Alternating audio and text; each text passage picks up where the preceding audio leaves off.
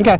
Hey, this is Tom with Outdoor Miles. We're here with Joe with Winnebago, and we are looking at one of the future vehicles of the RV lifestyle. This is the ERV2, right? Correct. I'm going to let Joe tell us a little bit about it.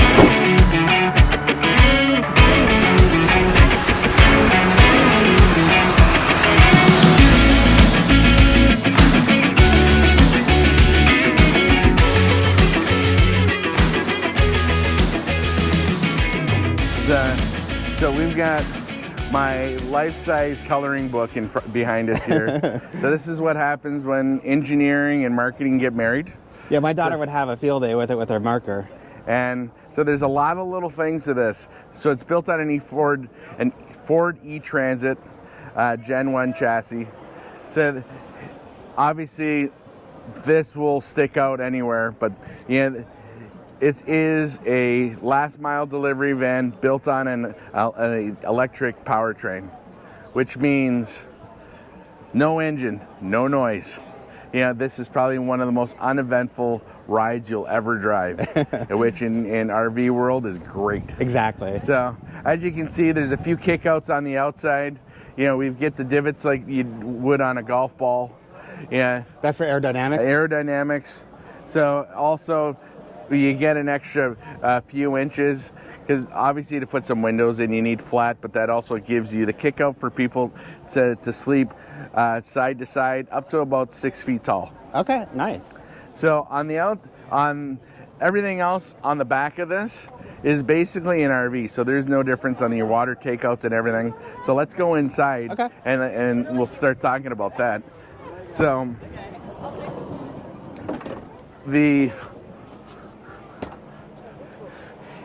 if we take the Ford side out of this, everything from the B-pillar rearward, there is a lot of technology in here. So we went with our sister company, Lithionics, their 48 volt, 15 kilowatt hour battery.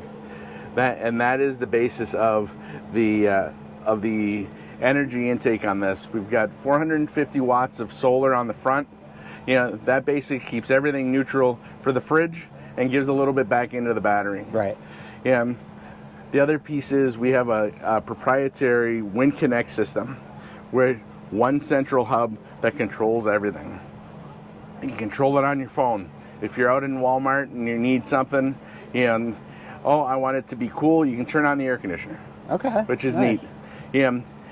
So this is van life. So this is your backpack of your vans. Yeah. So there is storage, not a whole lot, but in a van you're not expecting to be a whole lot. Yeah, but what you give up for van life, you gain in mobility. Exactly. You can park this anywhere. You can go almost anywhere with this thing. Well, we have. One of the things that I've been getting a lot of comments on, and is when our electric RVs coming to the market, and they're starting to roll out, but one of the biggest challenges is going to be these big vehicles, moving them around. Not only your range, but I think in charging them, you can't pull into your local gas station into a charger, plug it in, because you have the trailer. This you can charge anywhere you can charge a car. Correct. So one of the big things is the limitations is always going to be a 9x18 footprint of the current infrastructure. But you got to remember, electric vehicles started in 1871. This is not new. If it wasn't for Kettering inventing the electric charge motor or a starter motor for a nice car, we'd probably still be driving electric cars today, all the way through. There's a map. You know where you're going. There's chargers along that map. You can plan on where you're going to go, and there's new ones that come in every day. Your big thing on the electric, and also people in regular vehicles and electric vehicles are having the same problem, is not the planning and the destination, is making sure that the infrastructure is actually working. Yeah. And in the last 9 months of going around the country with this thing, you got to learn a few people, like Electrify America, the EV Goes, and how to find it. Your first virgin trip out with an EV is going to be hard. Yeah. But then you're going to learn, just like everything else in this lifestyle. Once you learn it, you get comfortable with it, it becomes second nature.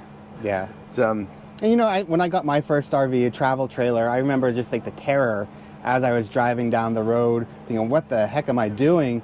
Pulling this thing, I have no clue what it is. And then, a few trips later, a few years later, you have the feel for it. I'm sure like it's going to be the same thing with, like you said, with the electric RVs that are out there. So the nice thing, even for charging, so a lot of the chargers you're going to find in a Walmart. So by the time you plug in, you go inside, use the facilities, maybe buy something, come back out, you're going to be charged. Yeah. So up to 85%, you can go from 0 to 85% in roughly about 31 minutes to 41 minutes, depending on the charger. Yeah, that's great. And I learned this the hard way because I always assumed the vehicles had more range. This tends to have some more range than a BMW, the Mini, and even the Nissan Leaf. What is the range on this prototype here? So this is a Gen 1. EPA is 108 miles. I've actually gotten it quite a bit more. You're basically getting 2 hours of drive time. Okay. Now, I think I've read online that you have a target, in the future for like a 3-hour drive time. Yep. Okay. And do you think that's going to be when we see this going from prototype to something you buy on the market? Or? Yes. So from the B-pillar rearward, we are commercially viable today. So as soon as we don't want to come out with the 108 because we don't believe that's enough range for all the customers. There's a certain niche that will take it at this point, but we want to make sure that the customers are confident with the range, with the coach, because at the end of the day, it's about the experience. It's not about the hardware. Right. So hence why you're doing so much testing with this and getting it right. Exactly. All right. Well, this is definitely really cool to see. And, and I think, I'll be here, hopefully we'll both be here 10 years from now, but we'll come and we'll probably see a big part of the lot here with different types of electric options. But knowing that Winnebago is one of the first to to start the movement here. So we're super excited to see this kind of progress, and we're following it online.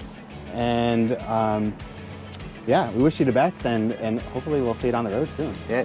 If you want more information, go to winnebago.com/all electric. Okay, well, you heard it here. Thank you very much, Joe. I appreciate your time. Thank you.